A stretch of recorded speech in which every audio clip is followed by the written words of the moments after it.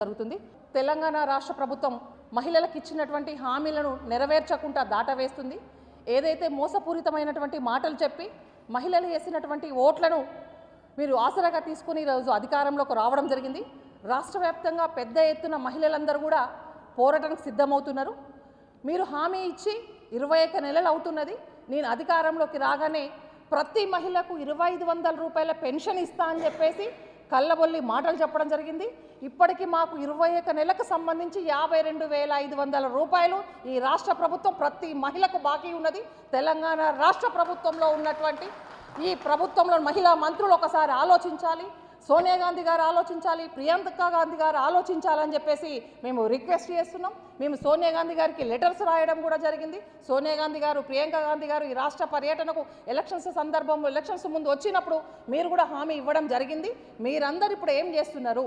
తెలంగాణ రాష్ట్రంలో ఉన్నటువంటి మహిళలకు రావాల్సినటువంటి 2500 రూపాయల బకాయి 52,500 రూపాయల చొప్పున వెంటనే ప్రతి మహిళకు చెల్లించాలని చెప్పేసి మేము డిమాండ్ చేస్తున్నాం.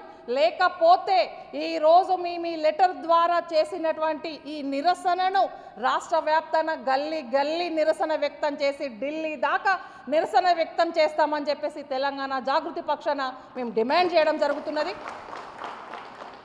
దీంతో పాటు మీరు ఎలక్షన్స్ సమయంలో ప్రతి మహిళకు పెళ్లి చేసుకున్న సందర్భంలో గతంలో కేసీఆర్ గారు కేవలం కళ్యాణ లక్ష్మి మాత్రమే ఇచ్చిండ్రు. ఏ పేదింటి ఆడబిడ్డ పెళ్లి చేసుకున్నా కూడా నేను కళ్యాణ లక్ష్మితో పాటు తులం బంగారం ఇస్తామని చెప్తారు. మరి మీరు ఇస్తారన్న తులం బంగారం ఇప్పుడు ఎక్కడి వరకు పోయిందో తెలియదు. మీరు ఇస్తానన్నప్పటి నుంచి ప్రభుత్వం ఫ్రీగా తులం బంగారం ఇస్తారన్నదని చెప్పేసి బంగారం విలువ కూడా పైపెచ్చారు. 2 అంతలు 3 అంతలుగా పెరిగింది. ఈరోజు 1,00,000 రూపాయలకు తులం బంగారం అయింది. కానీ మీరు మాత్రం 1 గ్రాము కూడా ఏ పేదింటి బిడ్డకు ఇచ్చినటువంటి దాఖలు లేదు. మీరు వెంటనే ఈ రాష్ట్ర ప్రభుత్వం ఏర్పడ్డప్పటి నుంచి ఎంతమంది పేద బిడ్డల కళ్యాణాలైనో వారందరికీ మీరు కళ్యాణ లక్ష్మితో పాటు మీరు ఏదైతే హామీ ఇచ్చినటువంటి తులం బంగారం కూడా వెంటనే మీరు ఇవ్వాలని చెప్పేసి మేము డిమాండ్ చేస్తున్నాం. దాంతోపాటు మీరు అధికారంలోకి వచ్చే ముందు ఇప్పుడు పేద ముసలి వాళ్ళు, వృద్ధులు, వికలాంగులు ఎవరైనా సరే ఇప్పుడు 2,000 రూపాయల పెన్షన్ తీసుకుంటున్నారు. వారికి 4,000 చేస్తామని చెప్పేసిండ్రు. వికలాంగులకు 5,000 చేస్తామని చెప్పేసిండ్రు. ఆ 2,000 ముచ్చట కేసీఆర్ గారికి ఇవాళ దండం పెట్టి వృద్ధులందరూ మా అయ్య కేసీఆర్ గారు వల్ల మేము బ్రతుకుతున్నామని చెప్పేసి అంటారు. మీరు ఇస్తారన్న 4,000 రూపాయలు అటకెక్కినాయి. వెంటనే 4,000 రూపాయల పెన్షన్ కూడా మీరు అమలు చేయాలని చెప్పేసి మేము డిమాండ్ చేస్తున్నాం. దాంతోపాటు చదువుకునేటువంటి అమ్మాయిలకు స్కూటీలు ఇస్తారని చెప్పేసారు. కాలేజీలకు ఎక్కడికి వెళ్ళినా కూడా కాంగ్రెస్ ప్రభుత్వాన్ని ఎండగట్టే విధంగా కాలేజ్ స్టూడెంట్స్ అందరూ కూడా నిరసన వ్యక్తం చేస్తున్నారు.